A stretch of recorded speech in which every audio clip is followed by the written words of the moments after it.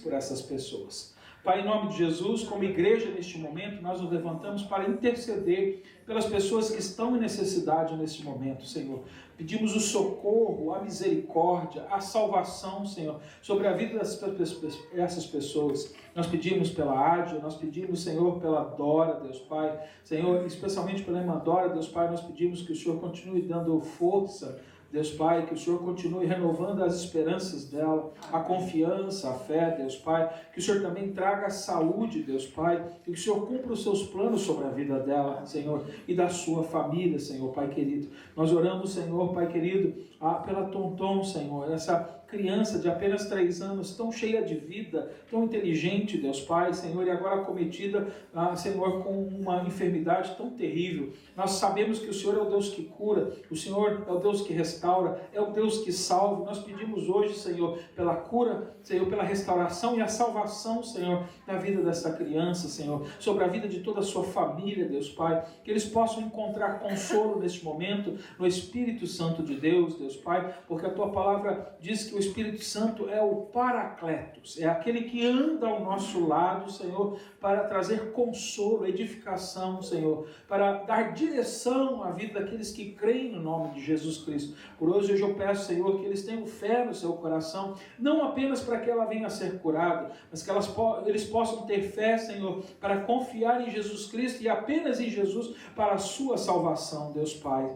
Nós oramos, Senhor, Pai querido, pelas necessidades, Senhor, da família Souza, Senhor. Nós pedimos, Senhor, Pai querido, pelas famílias deles, pela saúde, Senhor, dos seus entes queridos, Senhor, para que o Senhor possa dar a eles a direção, Senhor, para se prepararem e encontrarem uma casa, Senhor, onde eles vão habitar, Senhor, Pai querido.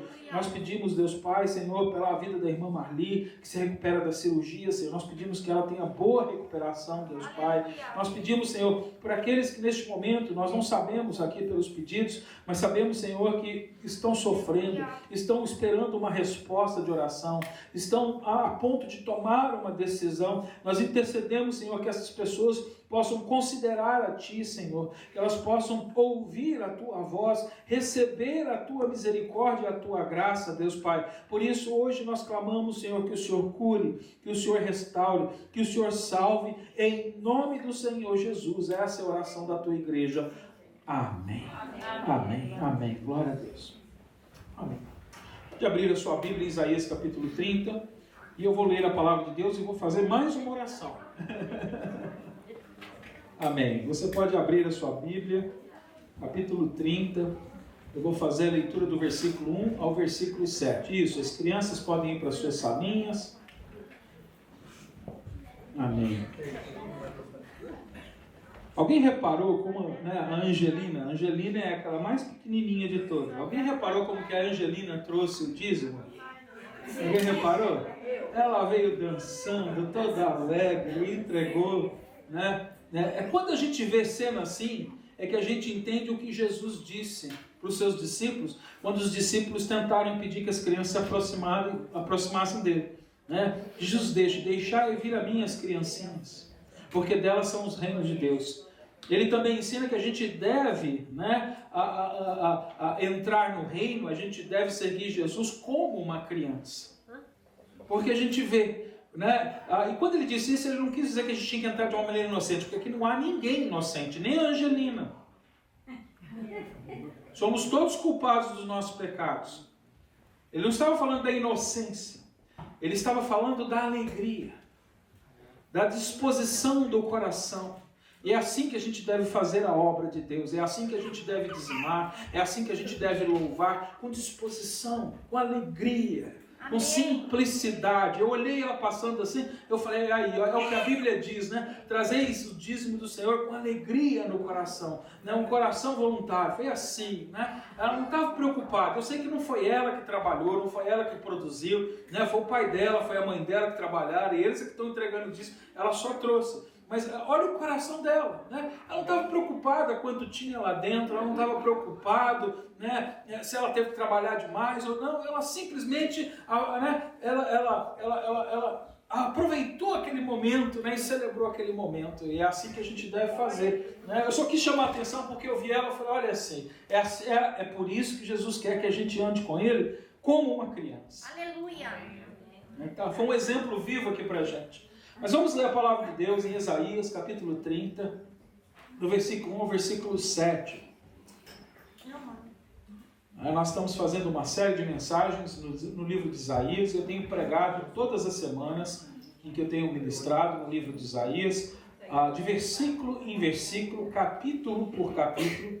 E se você tiver o interesse de ouvir as outras mensagens, elas estão gravadas no nosso Facebook, no Cityville Newark Baptist Church.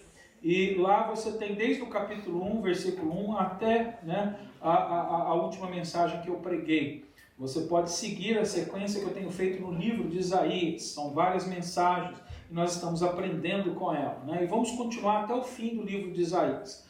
E hoje nós vamos ver um pequeno bloco dentro do capítulo 30, porque o capítulo 30 é um capítulo mais extenso e com bastante conteúdo. Então, eu normalmente, quando o capítulo é mais simples, eu prego o capítulo inteiro, mas aqui eu vou dividir em algumas partes. E hoje a parte é do versículo 1 ao versículo 7.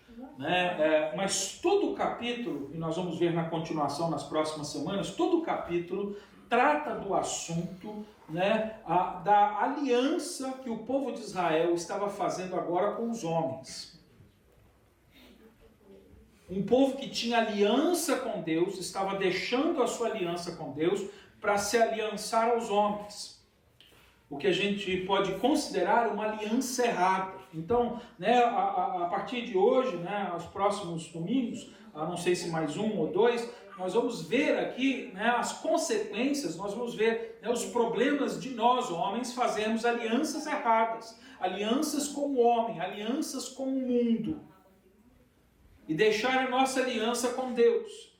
Isso é muito sério.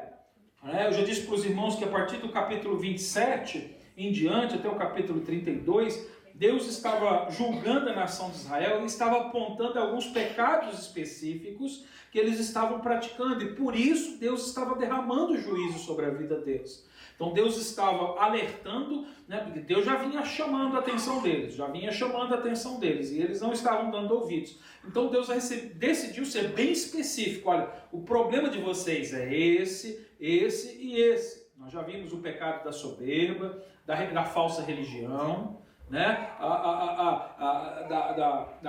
da falsa sabedoria. E hoje nós vamos entrar então, agora nós percebemos, de nós entrarmos e fazermos aliança com o mundo, alianças erradas. O perigo que isso é para as nossas vidas, como foi para aquela nação naqueles dias. Então hoje nós vamos começar a aprender a respeito desse assunto. Então ele diz assim no versículo 1: Ai dos filhos rebeldes, diz o Senhor, que tomaram conselho, mas não de mim, e que se cobriram com uma cobertura, mas não do meu espírito, para acrescentarem pecado a pecado.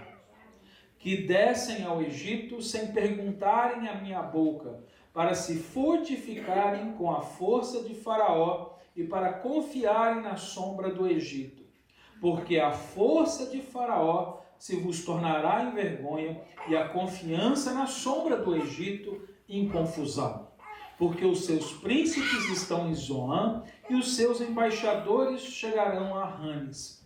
Eles se envergonharão de um povo que de nada lhes servirá, nem de ajuda, nem de proveito, antes de vergonha e de opróbrio, peso dos animais do sul, para a terra de aflição e de angústia, de onde vem a leoa, o leão, o basilisco e a áspide ardente voadora. Levarão às costas de jumentinho as suas fazendas, e sobre as córcovas de camelos os seus tesouros, a um povo que nada lhes aproveitará, porque o Egito os ajudará em vão, e para nenhum fim, pelo que clamei acerca disto, no estarem quietos estará a sua força. Vamos orar mais uma vez, e eu quero, neste momento, fazer uma oração também para que a palavra de Deus continue sendo pregada, crescida, que o reino de Deus continue aumentando sobre as nossas cidades, no meio das nossas famílias, que o nome de Deus seja exaltado. Pai, em nome de Jesus, nesta manhã nós queremos orar não só para que o Senhor nos dê um coração contrito e quebrantado para entendermos a Tua palavra. Mas, Senhor, que através da nossa vida nós venhamos a compartilhar o Evangelho de Jesus. Que o Teu reino venha a crescer, que a Tua vontade venha a ser feita no nosso meio. Que os nossos pecados sejam perdoados, Deus Pai. Nós queremos pedir, Senhor, Pai querido, que o Teu nome seja engrandecido. Por isso, Senhor, nós queremos, Senhor, que a Tua glória brilhe através das nossas vidas. Que a Tua luz ilumine, Senhor, o caminho daqueles que estão perdidos. Por isso, Senhor, muda os nossos corações para que nós não venhamos andar nos caminhos da perdição, mas sim, Senhor, nos caminhos da justiça. Senhor, Pai querido, nós temos visto no livro de Isaías, Senhor, quão terrível é o juízo para aqueles que não dão ouvido à Tua palavra. Para aqueles que ouvem e não obedecem, para aqueles que conhecem a Tua lei e a negligenciam, Senhor. Por isso, Senhor, nós pedimos que o Senhor dê-nos um novo coração, nos transformando nesse dia, para nós, Senhor, não nos rebelarmos contra Ti, porque sabemos que o dia do julgamento será terrível, Deus Pai, e ele virá. Mas também sabemos, Senhor, que para aquele que crê, para aquele que ouve a Tua voz e anda nos Teus caminhos, também virá o dia em que o Senhor retornará. E o Senhor aperfeiçoará a Tua igreja. E um dia estaremos contigo por uma eternidade, Deus Pai. E nós oramos, Senhor, Pai querido, que a Tua igreja cresça sobre a face da terra. Que o Teu poder, Senhor, possa crescer em nós, Senhor, para andarmos, Senhor, pela direção do Espírito Santo de Deus em Tua palavra. Que o Senhor possa, Senhor, fazer o Teu nome grande através do nosso serviço, através do amor, através, Senhor, Pai querido, da obra que fazemos no trabalho, na família, na igreja. Deus Pai, Senhor, eu te peço que o Senhor levante uma igreja genuína, verdadeira neste lugar. Uma igreja, Senhor, cheia do Espírito Santo de Deus. Uma igreja, Senhor, Pai querido, preocupada, Senhor, em fazer o Teu nome grande. Senhor, hoje, Senhor, neste mundo, muitos estão preocupados, Senhor, com os problemas sociais. Sem dúvida, Senhor, nós não deixamos de nos preocupar com o bem-estar das pessoas que estão ao nosso redor. Mas sabemos, Senhor, que a única solução para este mundo não é trazer mais conforto, nem mais dinheiro, nem construir mais hospitais ou escolas, nem ter um bom presidente, Senhor. Senhor, a solução para este mundo é nós levarmos o Evangelho de Jesus a toda a criatura. Porque o Teu Evangelho salva e Tu és o caminho. E hoje, Senhor, nós queremos, Senhor, assumir um compromisso contigo, Senhor, de levar o Evangelho de Jesus a todos que estiverem ao nosso redor. Por isso, muda o nosso coração. Em nome de Jesus nós oramos. Amém. Amém. Amém. Glória a Deus. Amém. Desculpa, quero dar as boas-vindas. Eu vejo que tem uma família nos visitando pela primeira vez. Eu não tive a oportunidade de conhecer vocês antes, mas que Deus abençoe vocês, né? Que traga alegria e paz ao seu coração. São amigos da Laninha, é isso? Eu vi chegar com a Laninha. Bem-vindos. É a primeira vez aqui? É, né? Bem-vindos, me perdoe. Mas Deus abençoe vocês. Né? Tem mais alguém nos visitando hoje? Eu acho que todo mundo que está aqui, nós já nos conhecemos, né? Bem-vindos. Amém. Faço uma pergunta para os irmãos, né? Alguém aqui gostaria de ser inimigo de Deus? Não. Pare para pensar nisso, né? Por que não seria bom para a gente ser inimigo de Deus? Por que a gente não gostaria? Tem gente que quer, tem gente que é inimigo de Deus, tem gente que gosta de fazer inimizade com Deus, né? Mas a outra pergunta que eu faço é: você teria coragem, né, de declarar guerra contra Deus, sabendo quem Ele é? É isso. E nós temos que ter cuidado, querido, porque era exatamente o que o povo de Israel estava fazendo naquela época. Com a sua atitude, com a sua rebeldia, com a falta de arrependimento, com o esquecimento da aliança que eles tinham com Deus, para agora fazer uma aliança com o mundo, eles estavam entrando em guerra contra Deus. E às vezes a gente pensa: uau, como eles eram capazes de fazer isso? Mas muitas vezes nós estamos fazendo a mesma coisa. Toda vez que eu tomo uma decisão na minha vida sem consultar o Senhor, eu estou fazendo isso diante de Deus. Nós vimos nas últimas semanas, onde eu mostrei para os irmãos, né, e nós vimos passagem bíblica que nos mostram que se nós vamos fazer planos, nós devemos planejar segundo a sabedoria de Deus, não segundo a nossa. Por isso, né, a palavra de Deus até ensina a gente a dizer sempre assim, né? Olha, amanhã eu vou fazer tal e tal, se Deus quiser. Tenho ensinado isso para a igreja. A gente tem que criar esse hábito de dizer, se Deus quiser amanhã eu vou trabalhar, se Deus quiser, né, o Paulo e a Cristiane vão comprar uma casa, se Deus quiser eu vou para a universidade, se Deus quiser eu vou estudar tal assunto, se Deus quiser, né, eu vou comprar o enxoval do bebê, né, se Deus quiser, né, qual é? Aí a pessoa fala, mas para isso, até para isso você precisa da direção de Deus, querido. Nós precisamos da direção de Deus em todas as coisas. Se Deus quiser, hoje você vai fazer um almoço gostoso para comer em casa. Se Deus quiser. Né? Nós não podemos desconsiderar, porque quando a gente começa a desconsiderar Deus da nossa vida, nós incorremos de cair no mesmo tipo de pecado que agora estava acontecendo na nação de Israel. Por se esquecer de Deus, agora eles estavam buscando aliança com o mundo. Aliás, aqui, né, a palavra não fala mundo, a palavra aqui, né, diz que eles estavam buscando agora uma aliança com uma nação, a nação do Egito, que a gente sabe que na Bíblia para nós representa o mundo, ou seja, o antigo lugar. Nós vamos ver aqui. Então volte comigo agora no versículo 1, nós vamos ver versículo por versículo, e a palavra de Deus diz assim, no versículo 1, ai dos filhos rebeldes, né? Já expliquei a palavra ai para os irmãos, ou seja, vai vir sofrimento, tem juízo sobre a vida dessas pessoas. Ai dos filhos, olha só que Deus está chamando de filhos. Ele não estava falando com gente que não era da sua família, com gente que não cria no nome dele, com gente estranha a ele. Ele estava falando com gente dele. Tanto é que ele usa a palavra filhos. Ai dos filhos rebeldes. Às vezes a gente tem uns desses, né? Às vezes a gente, como pai, a gente ensina o filho, educa o filho, mas tem filho que não tem jeito. Tem filho que se rebela contra os pais, que se rebela contra o que a gente ensina. Isso pode acontecer na vida de qualquer um de nós. Isso não significa que você seja um péssimo pai, mas que Deus não é um péssimo pai. E ainda assim ele tinha filhos que se rebelaram contra ele. Porque hoje em dia tem essa ideia, né? Se você é crente, você é super... Né? A ideia do super crente. Né? Se você é crente de verdade, seu filho nunca se desvia, seu filho nunca se rebela, né? Não, se rebelou é porque você não era crente. Pode ser isso também, pode ser que os pais deram um péssimo testemunho, e isso pode gerar rebeldia no coração de Deus, né? No coração dos filhos, pode acontecer, mas pode acontecer com quem fez a coisa certa.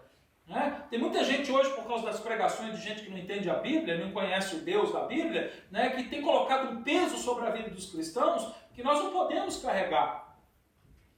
Somos imperfeitos. Por melhor parte que você seja, ou que você queira ser, você vai falhar. Com certeza vai. E olha só, Deus não falha, e ainda assim, tinha gente dele que se rebelou com ele. Ai dos filhos rebeldes, diz o Senhor, que tomaram conselho, mas não de mim. Então aqui ele está explicando a rebeldia. Qual é a rebeldia? Que eles foram buscar conselho, mas eles não buscaram o conselho no lugar certo. Eles foram buscar conselho aonde? Fora do seu Criador, fora do seu pai. É que nem o pai que está criando o filho, e muitas vezes você dá conselho para o filho, e o filho não te ouve, aí vem uma outra pessoa de fora e fala, você se sente traído. Fala, de mim não ouviu, mas do outro ouviu, né? Se um pai carnal se sente assim, imagina Deus, que é criador de todas as coisas. Então ele está apontando aqui o pecado. E ele continua, e que se cobriram com uma cobertura, mas não do meu espírito, para acrescentarem pecado a pecado. Então aqui a gente começa a perceber que havia um grande problema, né, em relação ao quê? À autoridade de Deus. Na verdade, esse ato de rebeldia era uma rebelião contra a autoridade de Deus. Deus como Criador, como aquele que escolheu aquele povo entre as nações da terra, ele tinha autoridade sobre aquele grupo. Então aqui eles estavam se rebelando contra essa autoridade. O seu povo, né, aqui falando de Deus, o seu povo, ele estava resistindo ao seu controle. Eles estavam rejeitando a sua vontade. Eles estavam ignorando a sua palavra. E eles faziam isso fazendo alianças com os inimigos de Deus. Como é que a gente percebe que a gente tem um filho rebelde? Você dá conselho e ele não te ouve. Você diz para ele não andar com certas pessoas, aí o que ele faz? Aí é com essas pessoas que ele vai andar. O coração do homem é assim. O coração do homem é assim. Quando ele se esquece da sua aliança, da sua paternidade, ele se volta contra.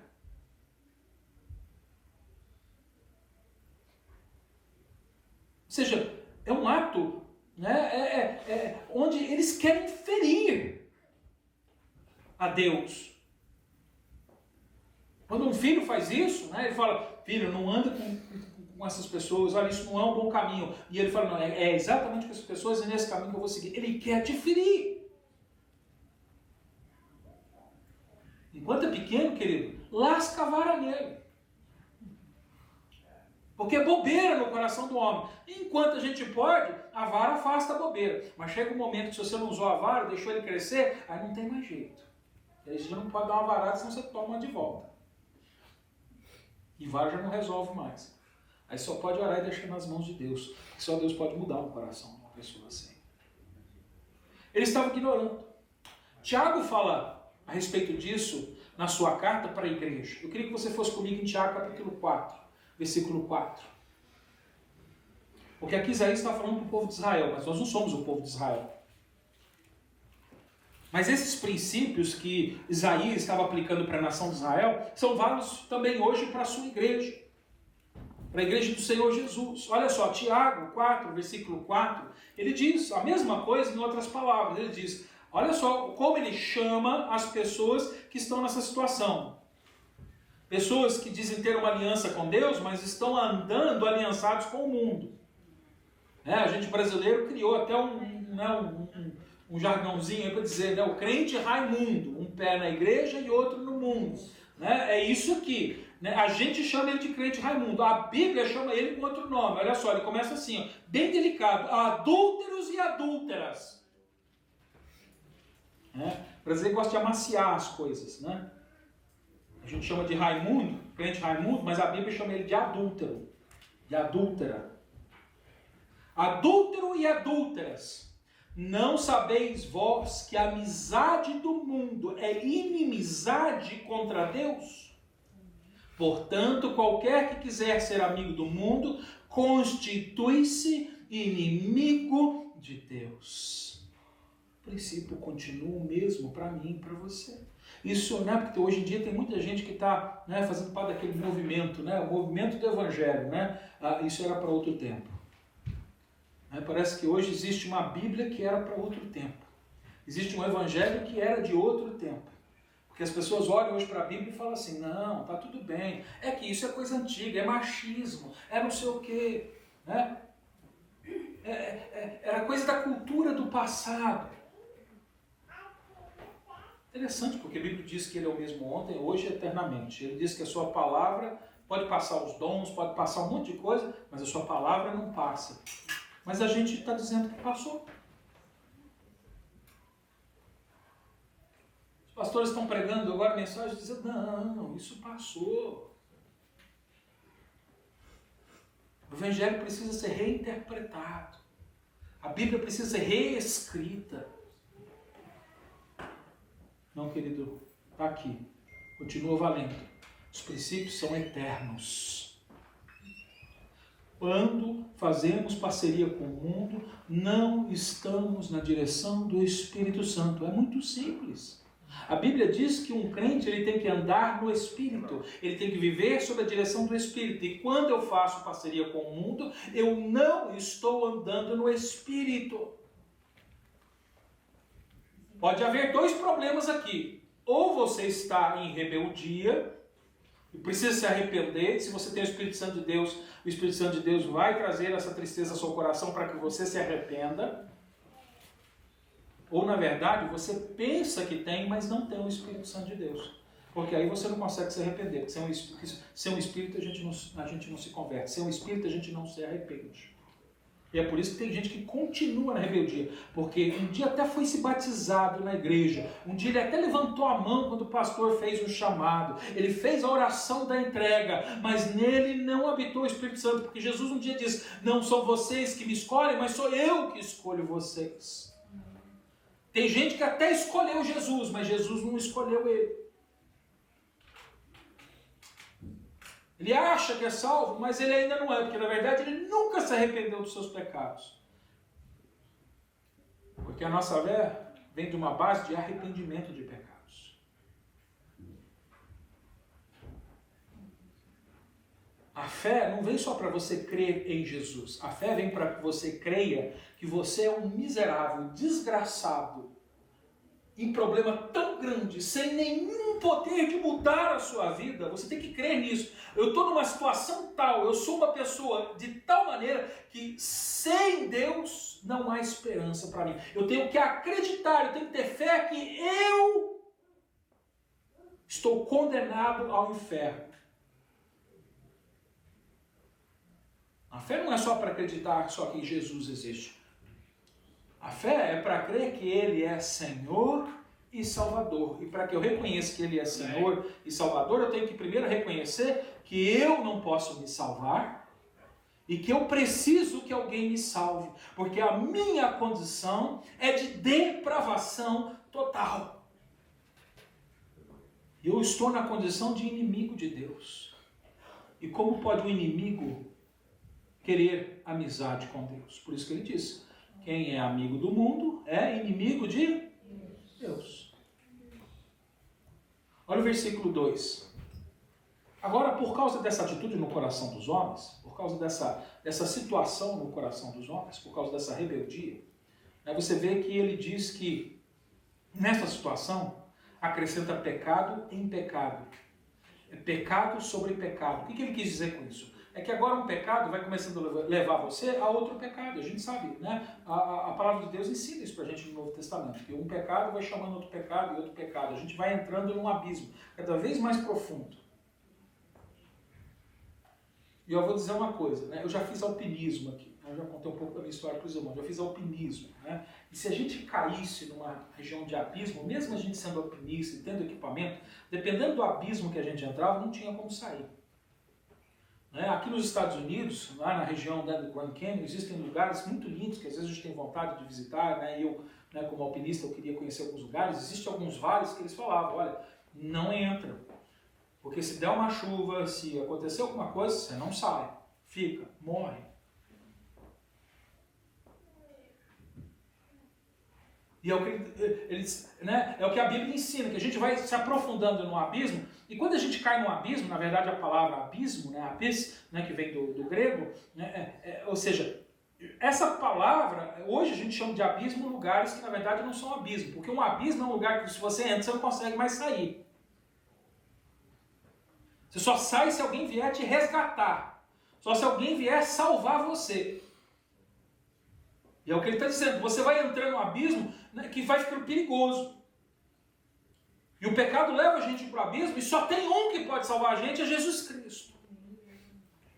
Se ele não vier, não tem caminho para sair daquele lugar. Então Deus ele vai mostrando, olha só, versículo 2 ele diz, que descem, olha só, como é que foi a ação dessa rebeldia? A rebeldia começou no coração e agora se tornou uma ação. E a ação foi uma decisão errada que eles estavam tomando agora. Que descem ao Egito, sem perguntarem a minha boca, para se fortificarem com a força de Faraó e para confiarem na sombra do Egito. Ou seja, o problema aqui não foi apenas eles não ter consultado a Deus. Porque, na verdade, eles nem precisavam ter orado para perguntar, Senhor, é a sua vontade? O problema aqui não é oração. Senhor, quero saber a tua vontade, eu quero saber... Não, eu quero que você vá lá em Deuteronômio, capítulo 17 agora. Quero te mostrar. Isso aqui não estava falando de uma atitude futura, de uma atitude no presente, de consultar a Deus naquele momento. Aqui é uma atitude passada. O problema é que eles não tinham orado para perguntar para Deus, Senhor, é a sua vontade? É a sua vontade que a gente vá ao Egito, converse com o faraó? É a sua vontade? Não, esse não foi o problema, porque Deus já tinha revelado a sua vontade na Bíblia. Tem muito crente fazendo oração que já está respondida na Bíblia. Esses dias os jovens têm me perguntado, né, falando muito sobre casamento, e alguns jovens estão me perguntando sobre casamento, né?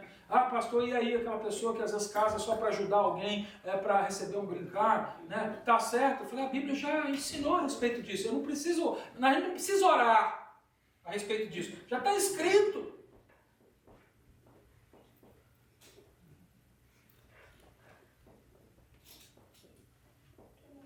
Aí tem gente que fala, não, pastor, mas eu orei, Deus trouxe paz no meu coração. Então, assim, é a direção de Deus, eu vou seguir esse caminho. Como Deus pode ter trazido paz no seu coração se é contrário à palavra de Deus? Olha só, Deuteronômio 17, versículo 14 ao versículo 20. Aqui nessa passagem, nós temos, né, quando Moisés estava falando com o povo de Israel, depois deles terem atravessado, né, todo o deserto do Sinai, depois de 40 anos, eles estavam a ponto de entrar na terra. Então agora havia toda uma nova geração, né, de israelenses, porque você se lembra que todo o povo faleceu no deserto. Todo o povo que entrou, né, a primeira geração que entrou, né, faleceu no deserto. Né? A única pessoa, né, só se salvaram 2 pessoas daquela geração, né, que foi o quê? Josué e Caleb. Foram os únicos que entraram vivos daquele caminhar, né, pelo deserto. Toda a população da primeira geração, é que nem vocês que migraram para os Estados Unidos e vai ter os filhos. Né? Vocês vão ficar e eles vão seguir em diante. Foi o que aconteceu, eles ficaram no deserto. Os outros agora vão seguir adiante. Deus não acabou com o povo. Deus prometeu que era aquele povo que ele ia ajudar. Deus não acabou com o povo, mas ele não deixou a primeira geração entrar. Morreu todos. Então agora essa geração nova precisava conhecer a palavra de Deus. E Deuteronômio é quando se repete pela segunda vez. Deuto é segunda vez. Então Moisés, por uma segunda vez, ele está ensinando as leis de Deus e a aliança de Deus para o seu povo. E agora no capítulo 17, ele vai falar daquilo que Deus havia, né, requerido na aliança. Porque toda aliança é assim, quando você faz uma parceria, uma aliança, né, uma sociedade, você fala assim, olha, né, cada um vai ter tantos porcentos e cada um tem essa responsabilidade. Você dá os termos daquela parceria, os termos daquela aliança. Então Deus está dando os termos da aliança. No versículo 17, né, na verdade é que eu quero um único ponto aqui dentro, mas eu quero ler toda a passagem, porque você vai ver que tem outras coisas dentro dos termos aqui. Versículo 14, ele diz, Deuteronômio 17, 14. Quando entrares na terra que te dá o Senhor teu Deus, e a possuíres, e nela habitares, e disseres. Olha só, então Deus tinha prometido que ia dar uma terra, e eles estavam a ponto de entrar. Então Deus está dizendo, agora, há um momento em que vocês entrarem, tem algumas coisas que vocês vão ter que fazer, para que a aliança continue valendo sobre vocês, para que eu continue abençoando a vida de vocês.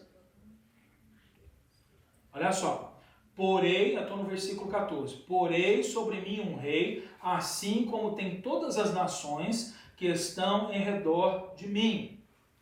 Porás, versículo 15, certamente sobre ti como rei aquele que escolher o Senhor, teu Deus, dentre teus irmãos porás rei sobre ti. Não poderás pôr homem estranho sobre ti, que não seja dos teus irmãos. Então, o primeiro termo aqui é que haveria um momento em que eles iam ter um rei, né? E a gente vê isso depois lá na frente, né? Depois de muitos anos que eles estão na terra, um dia o povo fala assim, a gente quer ter um rei igual às outras nações. É Deus que escolhe Saul. Estavam cumprindo o termo até aí. Tinha que ser dentro deles, não podia ser gente de fora. Versículo 16. Olha outro termo. Porém, não multiplicará para si cavalos, nem fará voltar o povo ao Egito, para multiplicar cavalos, pois o Senhor vos tem dito, nunca mais voltareis por este caminho. Para onde eles não podiam nunca mais ir na vida deles? E agora eles se tomam a decisão de ir para onde? Então, se eles já tinham a lei, Deus já tinha revelado a vontade dele. Adiantava eles orar: Senhor, me mostra se é a sua vontade a gente ir para o Egito. Deus ia mostrar alguma coisa?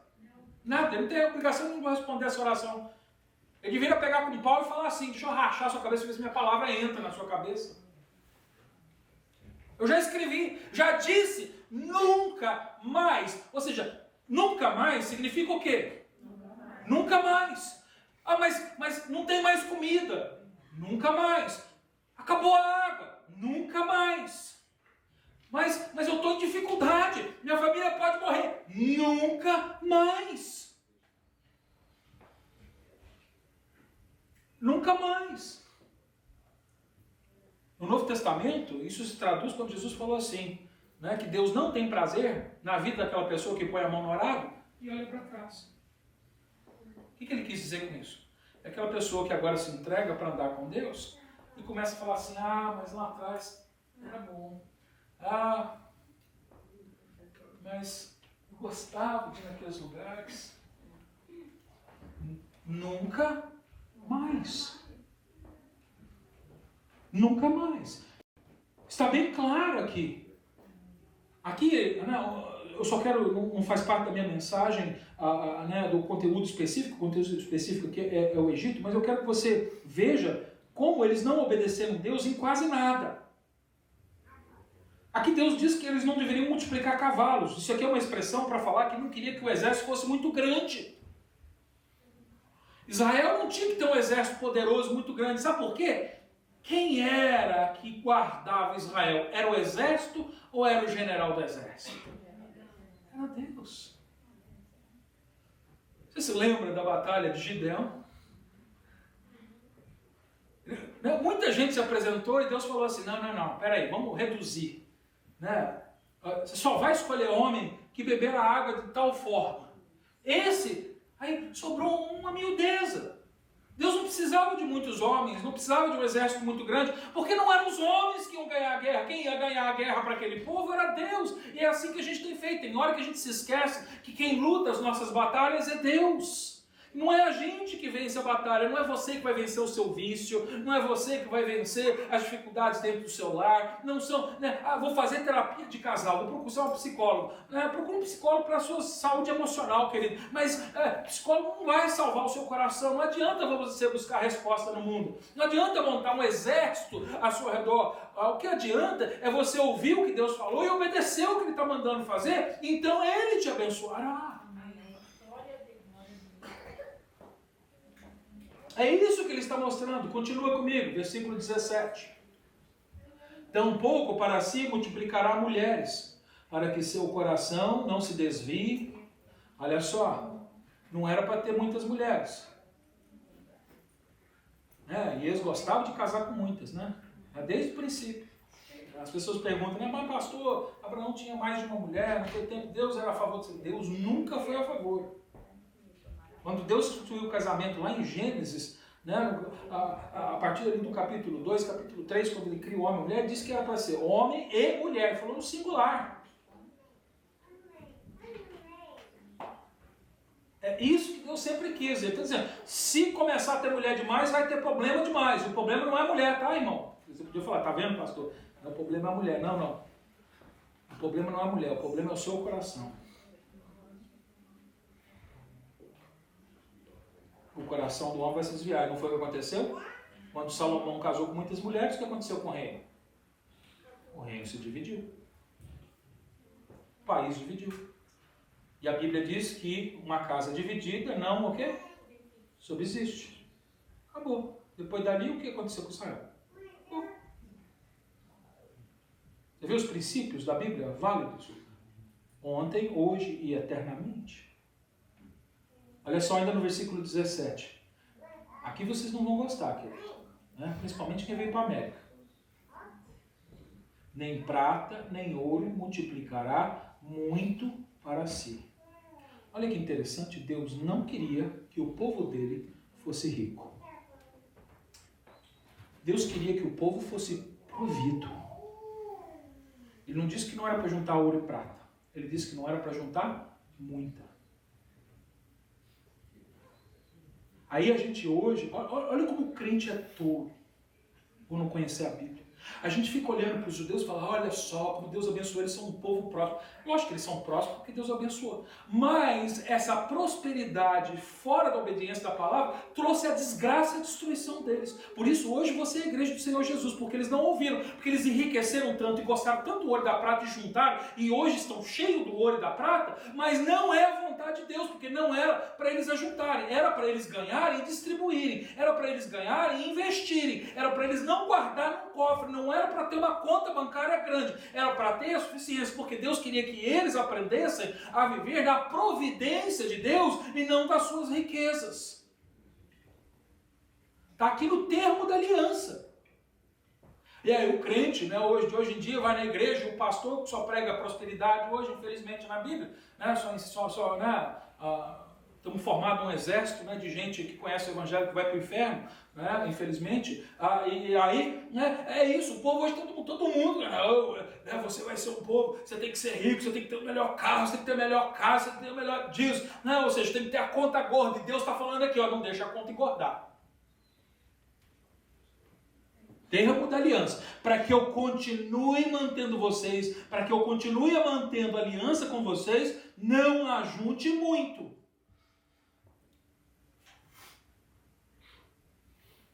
Deus não está mandando ninguém ficar pobre. Mas Deus não quer que fique juntando muito. A bênção é para que seja suficiente sobre a sua casa e você tenha o suficiente para abençoar a vida dos outros. Esse fim de semana nós vimos lá. Desses 6.000 homens, cerca de 2.000 homens que estavam lá, eram homens que vieram de outros países, inclusive países miseráveis, países pobres. E eles não vieram porque eles pagaram a inscrição, o avião, ou a comida, ou o lugar para ficar. Foi porque aquela igreja é uma igreja próspera, tem muito dinheiro, só que eles não guardam no cofre para comprar mais um prédio, para fazer uma coisa. Não, eles pegam e investem na vida de homens que querem levar o evangelho com veracidade, com verdade.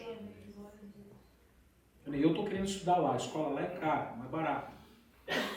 O americano pode pagar, eu não posso. Aí eu fiquei até feliz, que esse ano eles anunciaram lá, né, eles vão dar agora uma bolsa de $10.000 para quem tiver acima de 50 anos. Eu, glória a Deus.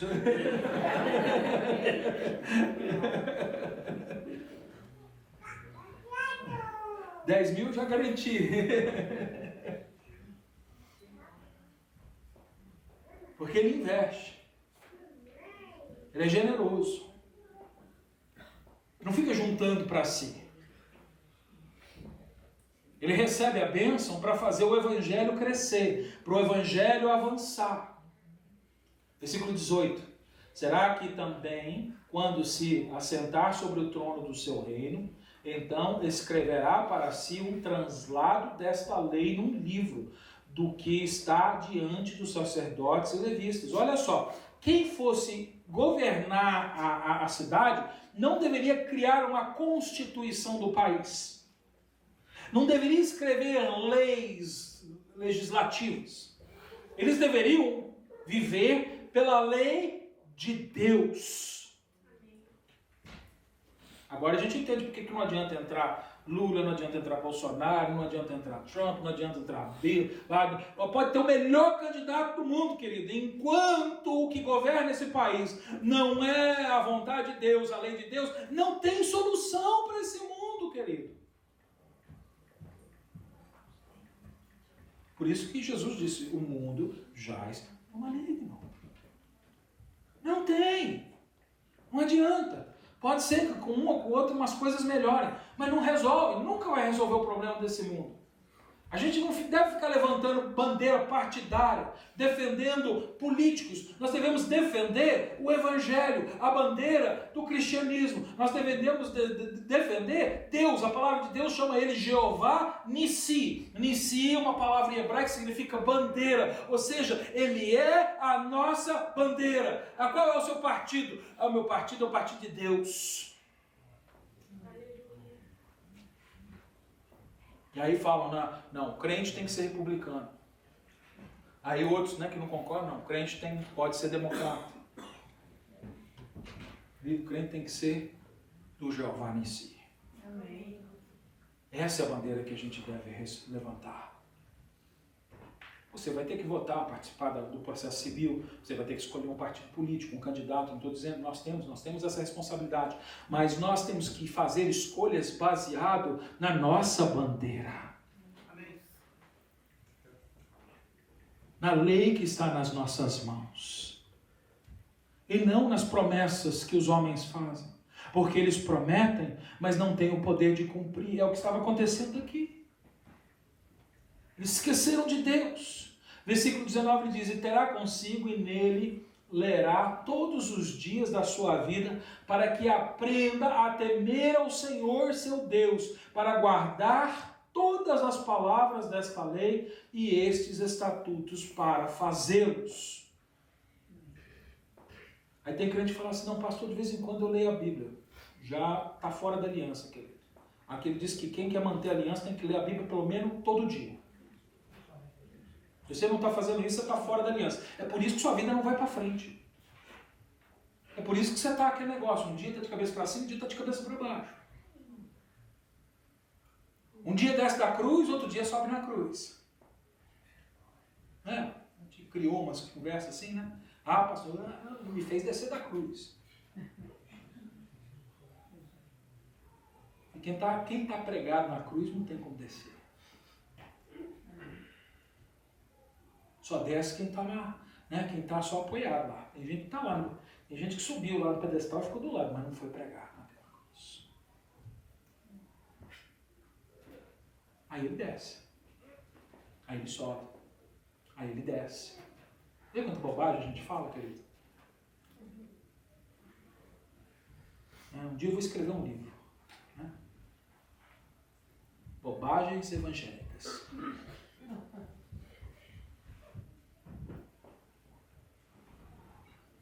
Versículo 20.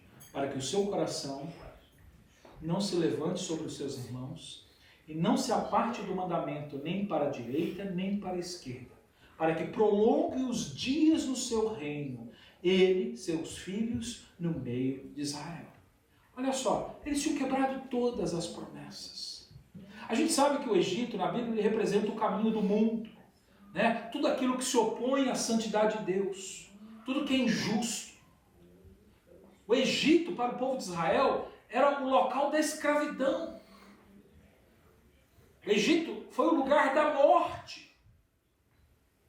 Lá em Êxodo capítulo 1, versículo 22, você lembra dessa passagem, se você conhece um pouco da Bíblia, que um dia o faraó decretou a morte de todos os meninos que nasciam.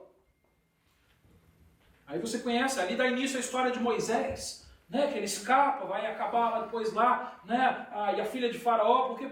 Entende uma coisa? Olha, o faraó determinou, mas Deus tinha uma determinação mais poderosa do que a de faraó, tanto é que ele levou o menino que ele queria matar para dentro da sua casa, e a filha dele cuidou dele. Olha o que Deus faz. Precisa outra prova para mostrar que Deus é maior do que os homens? Eu falo, você quer matar aquele que vai salvar o meu povo? Você quer matar? Eu vou fazer o seguinte, eu vou mandar ele para sua casa e você que vai sustentar, você que vai bancar. O faraó bancou. E a palavra de Deus diz que Moisés estudou nas melhores universidades da época. Ele diz que ele conheceu todas as ciências daquele tempo. Quem custeou? Quem queria matar ele. Quem preparou ele para levantar o povo a ser liberto? O que queria acabar com o povo, queria manter o povo na escravidão. Olha como Deus faz. E você fica tentando se levantar contra Deus, querido. Aí Deus fala assim, ó, essa não é a sua vontade. Ah não, pastor, mas meu coração está dizendo... É por isso que a Bíblia diz, o coração do homem é enganoso. Não anda atrás do seu coração não, querido. Digo sempre para os jovens, né? Porque eu sei que na escola eles sentam lá e o professor fala assim, não, vocês agora têm um futuro, vocês vão escolher uma profissão, vocês devem seguir o coração de vocês. Né? Ainda bem que esses meninos têm uma igreja, querido, que prega a palavra, porque eles chegam aqui, eu falo assim, ó, o professor que você fala isso, né? Seus pais têm falado isso dentro de casa, eu vou falar uma coisa, não é isso que Deus fala para você não. A Bíblia fala exatamente o oposto, ó, não segue o teu coração não, porque ele te engana. Amém. Quem está entrando, quem está escolhendo uma profissão porque está sentindo o desejo do seu coração, vai se dar mal.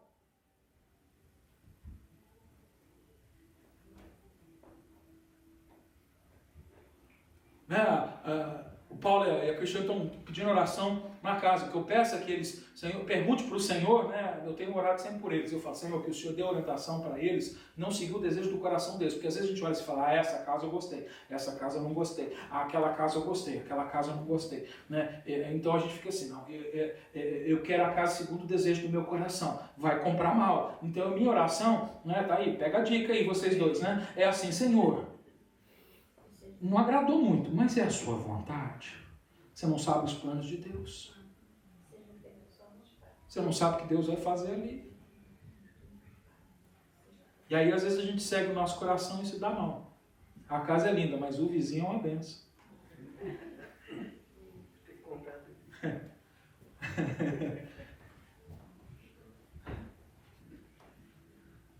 Era tudo o que eu queria. Cuidado. Então, eles estavam vivendo dessa maneira, né? Eles estavam andando atrás agora daqueles que um dia haviam escravizado. Ou seja, eles estavam querendo agora devolver nas mãos, né, daquele que um dia os oprimiu, os escravizou, a sua liberdade. Eles estão dizendo, em outras palavras, olha, Deus... E para pensar comigo, Deus, né? Não foi o que eles pensaram, mas a gente tem que pensar assim, Deus, Senhor, o Senhor me libertou do Egito, mas eu não confio em você. Mas o Egito que me escravizou, eu vou confiar nele nesse momento. Tem um inimigo que está querendo me pegar aqui. Tinha, né, outros países que estavam querendo começar, né, a entrar em Israel. Então eles falaram, vamos fazer aliança com outro exército poderoso, com outro país mais forte que a gente. Porque assim eles vão ficar com medo, né, e aí eles vão deixar a gente em paz. Né? Só que eles esqueceram de Deus. Então eles falaram, olha, Deus, você que nos libertou e guardou, a gente deixa você de lado. Deixa eu pegar aquele povo que um dia me escravizou e abusou de mim, porque hoje ele vai ser minha aliança. Querido, para pensar. É uma boa escolha? É loucura. É estupidez. Por que tem gente assim hoje no meio da igreja? Por que havia gente assim no meio do povo de Israel? João, quando ele escreve a carta para a igreja, ele explica isso. Ele fala isso lá na primeira carta de João, capítulo 2, versículo 19, ele diz: saíram de nós, mas não eram dos nossos. Porque se fosse de nós, ficariam conosco. Mas isto é para que manifeste que não são todos de nós. O crente tem uma dificuldade de entender a doutrina da eleição na Bíblia. Né? A gente tem uma dificuldade porque a gente acha que eleição é injustiça. Mas está aqui, está bem claro. Deus elegeu a nação de Israel. Deus chama a igreja de os eleitos de Deus. É Deus que escolhe, não é você que escolhe, é Ele que escolhe. E aí, quando esse grupo se reúne, outras pessoas aderem a esse grupo. Só que, na verdade, eles não foram chamados, eles não são escolhidos, eles não fazem parte. E eles não vão durar, eles não vão ficar porque eles não são. E aí a gente criou, como eu falei, as bobagens evangélicas do dia de hoje. A gente criou mais uma palavra para esse tipo de pessoas. A gente fala assim, os desviados, crente desviado. Não existe, eu sempre digo isso para os irmãos, não existe essa classe de crente. Não existe crente desviado. Existe crente e não crente. Está aqui. João falou, se eles saíram, não estão andando com o Senhor, é porque eles não são dos nossos. A gente ameniza as coisas, mas a Bíblia não. Graças a Deus, Deus não tem mais ou menos. Ele fala direto. A gente chama de crente Raimundo, Deus chama de adúltero e adúltera. A gente chama de desviado, mas a Bíblia diz que eles não são dos nossos. Aí se você quiser ganhar ele para Jesus, não desiste dele. Se ele sair do meio de nós, aí você já tem a prova que ele não é. O que você tem que fazer com esse homem? Orar por ele e pregar o evangelho para que ele se converta dos seus maus caminhos. Deus pode salvar ainda eles. Quando eles morrerem, eles têm chance. Eles têm oportunidade. Mas eu não vou chamar do que eles não são. Ah, não, esse aqui é crente, mas ele está desviado. Então não é crente. Outro dia apareceu um desses lá na nossa igreja de Long Branch, um irmão da nossa igreja, né, muito amoroso, muito querido, falou, não, pastor, não, é um crente, eu conheço ele, andou muitos anos na igreja, mas ele se afastou, agora está vivendo uma vida assim. Eu falei, desculpa, então ele não é crente. Não tem essa classe. Quem é, a Bíblia diz que persevera nos caminhos do Senhor. Que você recebeu o Espírito Santo de Deus para perseverar nos caminhos de Deus. Um crente não se desvia. Um crente não é perfeito. Um crente peca. Mas quando ele peca, ele se arrepende. Por isso que Davi foi chamado de homem segundo o coração de Deus. Ele não era perfeito, ele pecou. Mas toda vez que ele pecava, ele reconhecia o seu pecado, ele buscava o perdão de Deus e ele mudava a atitude. E ele foi descobrindo o seu coração e foi lidando. Ninguém aqui é perfeito. Mas ele perseverou com o Senhor até o fim. Aleluia. Ele não andou desviado. Amém. Não tem, não tem. Olha o versículo 3. O resultado desse tipo de atitude é que agora eles vão ser envergonhados e ser confundidos. Versículo 3. Porque a força de Faraó se vos tornará em vergonha e a confiança na sombra do Egito em confusão. A segurança que eles estavam buscando lá no Egito, né, era uma ilusão, querido. Era uma ilusão. Né? A suposta proteção, né, que o Faraó oferecia nunca ia existir. O abrigo que o Egito estava oferecendo, prometendo, ia se transformar no fim em desgraça. É assim. O mundo, querido, ele brilha. Minha esposa, ela gosta muito de falar isso, né? A Priscila, ela sempre fala isso, que às vezes o mundo brilha mais para as pessoas do que a luz de Cristo. Porque o mundo é brilhoso. Você já viu que o mundo brilha? É assim, você vai lá no centro de Nova York, né?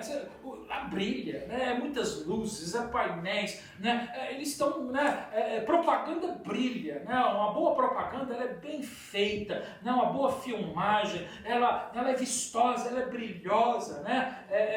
Ela tem que chamar a sua atenção entre as outras coisas. O mundo quer brilhar e infelizmente o mundo tem brilhado para algumas pessoas mais do que o próprio Jesus. Por isso que Deus chamou você para não se esconder dentro da igreja, para você brilhar. Você não pode ser, né, com uma lâmpada debaixo da cama. Você tem que estar lá em cima, no alqueiro, lá no alto. Aí a luz ilumina. Sua vida precisa brilhar, porque o mundo também está brilhando. Só que essa luz do mundo, ela é falsa. É uma luz produzida.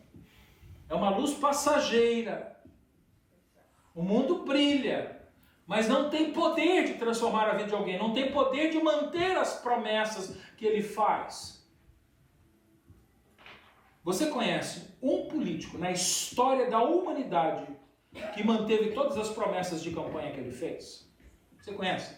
Você já leu o livro de história, quem gosta de política? Existe um? Nenhum. Porque o mundo não pode cumprir as promessas.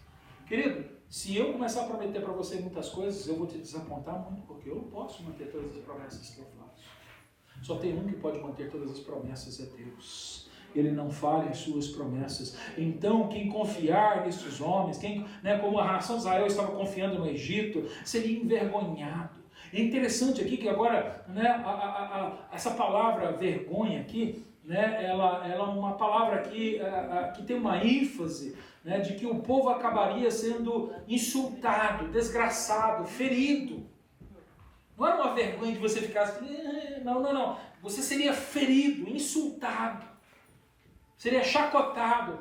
Quem confiar no mundo, quem confiar no Egito, né, vai ficar envergonhado, vai ficar confuso. Por quê? Porque eles estão indo para o lugar da vergonha passada. Eles já foram envergonhados lá. Para pensar no povo de Israel, né? O que eles foram no Egito? Eles foram escravos. Eles andavam nus.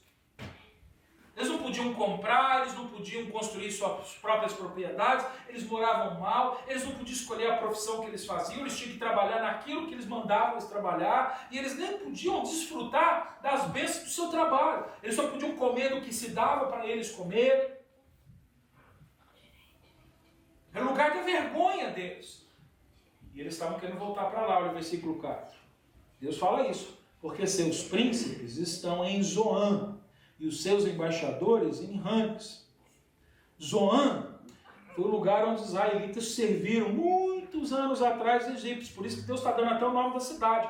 Ele está falando assim, então quer dizer que vocês estão me deixando para fazer aliança e ainda estão indo lá para a terra onde vocês foram envergonhados, onde vocês ficaram escravos, onde vocês viveram como escravos? É nessa gente que você vai confiar? 2 Pedro capítulo 2, versículo 20 ao 22, ele diz assim, porquanto, se depois de terem escapado da corrupção deste mundo, pelo conhecimento do Senhor e Salvador Jesus Cristo, foram outra vez envolvidos nelas e vencidos, tornou-lhes o último estado pior do que o primeiro. Porque melhor lhes fora não conhecer o caminho da justiça do que, conhecendo, desviarem-se dos santos mandamentos que lhes forem dados. Deste modo sobreveio-lhes o que por um verdadeiro provérbio se diz. Ele está citando Provérbios 21 aqui. O cão voltou ao seu próprio vômito e a porca lavada ao espojadouro da lama. É assim. Sabe como Deus vê uma pessoa que conheceu, que ouviu, que andou no meio e hoje não está? Como um cão que volta ao vômito. Você não precisa, né? Quando uma pessoa que andou no meio do evangelho um dia resolver ir de novo na igreja, você não precisa receber ele e falar assim, oi, cão que voltou ao vômito, tudo bem? Não precisa falar assim com ele, mas é isso que Deus pensa dele. Quando essa pessoa chegar e ela falar assim, eu preciso voltar aos caminhos do Senhor, você senta com ela e mostra essa passagem para ela e diz assim, olha, precisa mesmo, você precisa se converter, porque sabe como Deus te vê? Assim. Eu te vejo como uma pessoa que precisa de Jesus Cristo. Eu tenho amor pela sua vida e por isso eu quero te falar isso. Deus hoje olha para você e vê você como um cão que voltou ao vômito. A gente fica maciando as coisas, querida. A gente tem que falar a verdade, porque a Bíblia diz que a verdade liberta.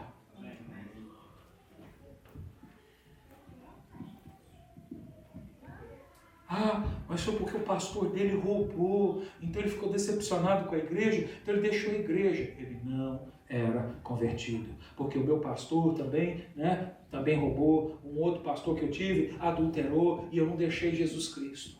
Porque eu não estava seguindo o pastor, eu estava seguindo a Bíblia. Amém, o problema dele com Deus, se ele roubou, o problema dele. Eu saí daquela igreja, lógico que eu saí daquela igreja, ali não é lugar para mim estar. Um homem está vivendo assim e não tem. Amém, aleluia. A gente afasta dessas coisas. Amém. Mas eu não vou deixar a igreja, vou deixar Jesus, vou deixar o meu Criador, porque Ele fez aquelas coisas. Ah, estou decepcionado com a igreja, eu fui lá, ninguém me deu bom dia, ninguém me deu um abraço, ninguém me recebeu. Então eu não vou mais na igreja. Não, você não vai na igreja porque as pessoas não se dão, você não vai para a igreja porque você não se converteu ainda. Esse é o problema. Porque a igreja é só para quem se converteu de verdade. Essa é a realidade. Não sei se alguém está me ouvindo na internet, mas teve gente que falou assim, hoje eu não vou na igreja, se estiver me ouvindo, você está incluído nisso. Hoje eu não vou na igreja, vou aproveitar que eu sei que o relógio vai dar uma hora para frente, aí eu posso dar desculpa de que eu me atrasei porque eu não acordei na hora certa. Mas na verdade, não é que não pode acontecer, né? Se a gente não está sabendo, pode acontecer, a gente se atrasa, chega mais tarde. Aí é diferente. Mas tem gente que fala assim, eu sei que o relógio vai mudar e vai atrasar uma hora, eu não quero acordar muito cedo e ir para a igreja, então hoje eu vou ficar em casa. Hebreus 10, 25 diz que a gente tem que congregar. Faz parte da aliança do Novo Testamento. Então, quando eu escolho não congregar, eu estou fazendo o que o povo de Israel estava fazendo naquela época. Voltando pelo caminho do Egito. Uma pessoa que hoje falou assim, não, hoje eu vou aproveitar que eu posso dar desculpa para o pastor, é o cão que volta ao vômito. Está me ouvindo? Que hoje você se arrependa dos seus pecados e creia no Senhor Jesus, porque senão você não vai entrar no céu. Amém, aleluia. É assim. A gente quer amaciar para ter uma igreja cheia, para ter muita gente atendendo. Não, né? A gente tem que ser, uma igreja, que sensitiva àqueles que estão procurando. Querida, a gente tem que ser uma igreja sensitiva à palavra de Deus. Aleluia. A palavra de Deus confronta o pecador, querido. A palavra de Deus um dia me confrontou e confrontou aqueles que creem aqui neste lugar. A palavra um dia mostrou para você que você era um pecador miserável que precisava de um Salvador e por isso hoje você está aqui. E a gente hoje está querendo amaciar para muita gente entrar, que não adianta, não entra. Porque não é você que abre a porta, não é você que fecha a porta. Lembra da história de Noé? Quando chegou a hora do dilúvio, quem fechou a porta? Foi Noé. A Bíblia diz que foi Deus que fechou a porta. Não adianta, querido. Quem abre a porta é Ele, quem fecha a porta é Ele. Ele falou, quem bater, eu abro. A gente fica abrindo a porta que a gente não pode abrir. E a gente pensa que a gente pode fechar e botar uns para dentro que não era para entrar. Para com isso, igreja. Nossa preocupação não tem que ser encher de gente a igreja. Nossa preocupação tem que encher de crentes o reino. Aleluia, glória a Deus. É o reino. Glória a Jesus Cristo. Que bom, né? Foi maravilhoso estar lá no meio de 6.000 homens adorando e louvando a Deus. É lindo, é gostoso. É bom subir no monte com Jesus, ver a glória. Mas olha só, na hora que a gente pensa que a glória só está nesses movimentos grandes, né? Esses dias teve lá os jovens orando lá em Asbury College, né? Esse fim de semana nós tivemos lá na conferência de 6.000 homens. É uma delícia a gente participar dessas coisas. Mas entenda uma coisa, essas coisas são passageiras temporárias, elas ajudam a gente, mas quando acaba lá em cima, né, o momento lá do monte, tem que descer e fazer a obra aqui embaixo. Rogério, né, falou, pastor, não dá para a gente adiar a passagem? Dá, mas eu falei, agora você tem que botar em prática o que você aprendeu, Rogério. Crente é assim. No ano que vem a gente sobe um monte de novo. Depois a gente desce de novo e vem fazer. Vem viver o que a gente aprendeu. A vontade é ficar lá. Se você quer, eu falei com ele, se você quiser mesmo ficar aqui, se você quer experimentar isso todo dia da sua vida, me fala, que eu oro, porque o Senhor já te leva longe. Você não vai nem gastar com um avião. Você vai nas asas do anjo. Não, né? Nós fomos lá, né? A gente foi com a passagem mais barata, um hotel mais barato, né? No último dia a água quente acabou, a gente não pôde tomar banho, né? O Rogério tomou, o Rogério é corajoso, né? A água gelada, que é a água que desce do degelo da montanha que chega lá pra gente, gelada, né? Aí o pastor Cláudio tiver coragem, não chegar fedido em casa. Acabou a água do hotel, né? Não, o avião apertadinho, né? Spirit, né? A passagem mais barata, e ainda deram, né? Se você escolher o assento, você paga. Aí a gente deixa eles escolherem. Então sempre dá o do meio, né? Ele senta lá, né? O pastor Cláudio sofreu, né? Sentou uma gordinha que a gente do lado dele, né? Aí tava eu, o pastor Cláudio e um gordinho, né? O pastor Cláudio sofreu ali também. E eu falei.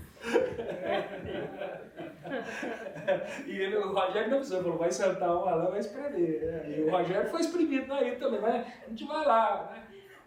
Então, assim, eu falei, ó, se você não quiser enfrentar essas dificuldades da vida aqui, Rogério, nós oramos agora, porque o Senhor já te leva nas asas do anjo, lá tem espaço, querido. Você vai de primeira classe para o céu. Quer ficar no monte? Não, vamos voltar para New Jersey, né? Vamos voltar para New Jersey. É assim. Mas olha o versículo 5. O versículo 5 mostra para a gente que fazer aliança com o mundo é fazer aliança com a impotência. Olha só, o Egito parecia ser grande, mas ele não era nada. Olha só, o versículo 5 diz, eles se envergonharão de um povo que nada lhes servirá, nem de ajuda, nem de proveito, antes. Olha o que eles vão produzir para eles, vergonha e opróbrio. Opróbrio é aflição. É o que ia acontecer com eles. Eles eram completamente... Meu querido, toda vez que você decidir, você fala assim, não, vou dar um jeitinho. Né? O brasileiro tem jeitinho brasileiro. A gente, né, a gente brasileiro tem orgulho de ser um povo que dá jeitinho, que você devia se entristecer. Que jeitinho normalmente é pecado. Não estou dizendo que todo jeitinho é, né? Mas estou dizendo que normalmente esse negócio de jeitinho leva a gente a fazer o que é errado. É pecado. E isso é fazer aliança com aquele que é impotente, é confiar em quem não tem potência. Parecia ser grande. O Egito parecia ser grande. Olha só o versículo 6, ele diz, e o peso dos animais do sul para a terra de aflição e angústias, de onde vem a leão, basilisco e a áspide ardente, levarão nas costas de jumentinhos as suas fazendas e sobre as côncavas de camelos seus tesouros a um povo que nada lhe aproveitará. Né? Aqui a palavra é sul, mas aqui ele está falando do Negev, em inglês, Negev em português, é o deserto que ficava ao sul de Israel, antes deles entrarem.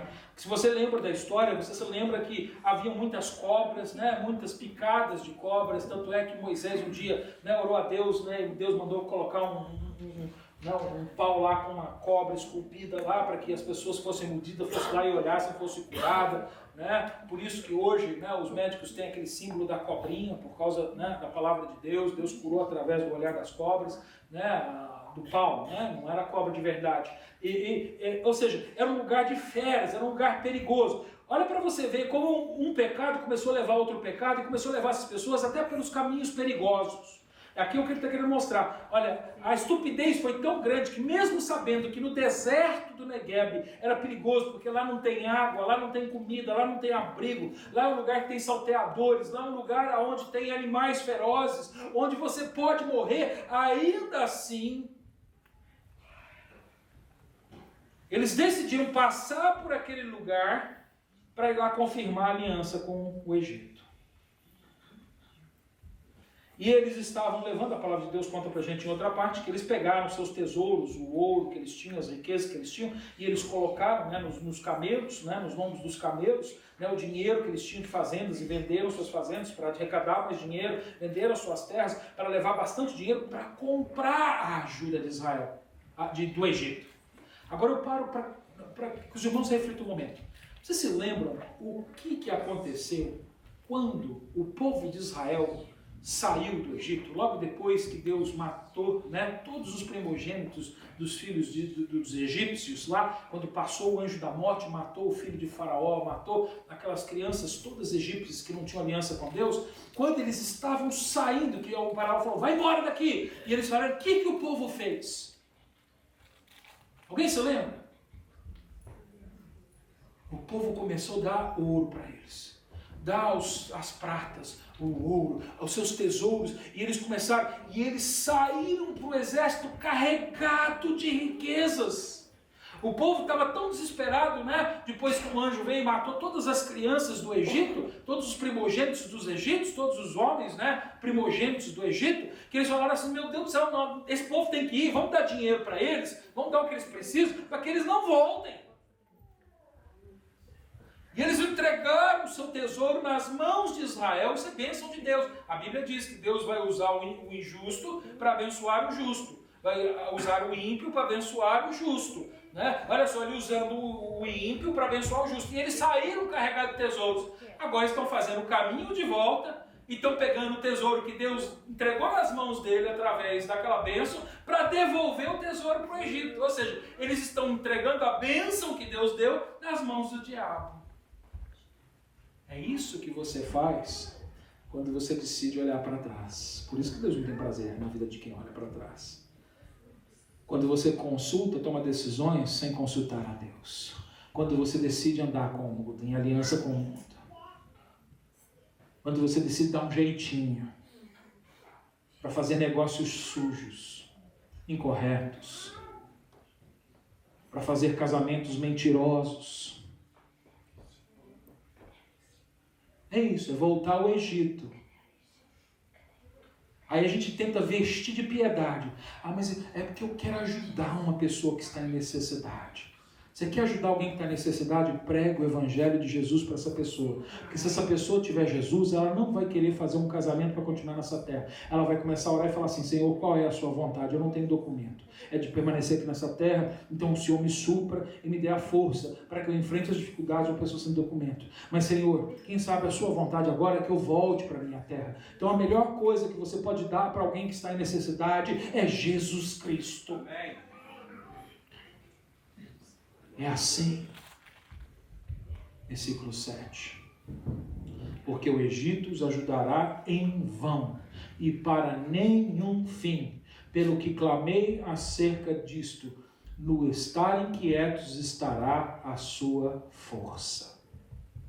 Olha só, Deus está falando. Israel, não é porque o Egito um dia foi uma das maiores nações da terra, uma das nações mais ricas, mais poderosas, o exército mais poderoso.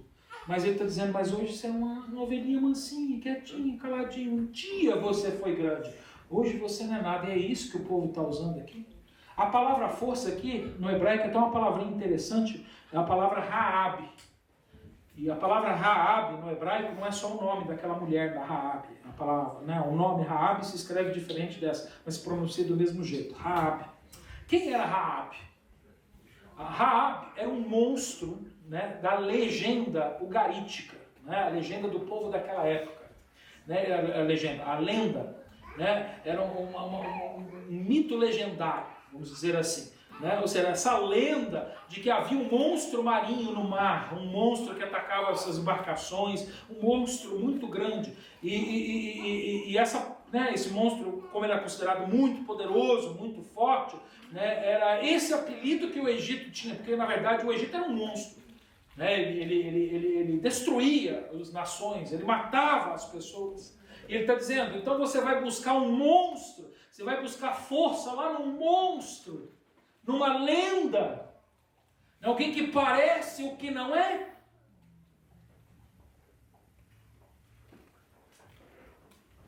Porque é esse, querido. É essa a situação de quem busca escolha no caminho do Egito. Como crentes, nós só temos uma maneira de viver. Porque só há um caminho. Um só Deus, um só Espírito, uma só igreja. E essa é a única maneira do crente viver. Com fé na palavra, no caminho que Deus nos preparou. E esse caminho é Jesus Cristo, porque Ele é a verdade, a vida. Ele é a nossa justiça e a nossa salvação. Pai, em nome de Jesus, hoje eu oro pedindo que o Senhor possa abrir os nossos corações para percebermos, Deus Pai, o nosso pecado. E, Senhor, olhe dentro de nós e nos mostre se temos, Senhor, andados por caminhos escusos, se temos feito alianças com as coisas deste mundo. Senhor, se nós temos buscado o prazer na tela de um computador, na pornografia. Se temos, Senhor, Pai querido, buscado, Senhor, a satisfação, Senhor, em relações ilícitas. Senhor, se temos, Senhor, Pai querido, buscado fazer a Tua obra, Senhor, diferente, Senhor, da aliança que o Senhor tem nos proclamado. Senhor, ajude-nos, Senhor, a nos convertermos dos nossos maus caminhos e a obedecermos a Tua palavra com a pureza de coração. Por isso, hoje, Senhor, nós proclamamos que o Senhor, pela Tua misericórdia, nos ensina a dar um caminho de justiça, de verdade.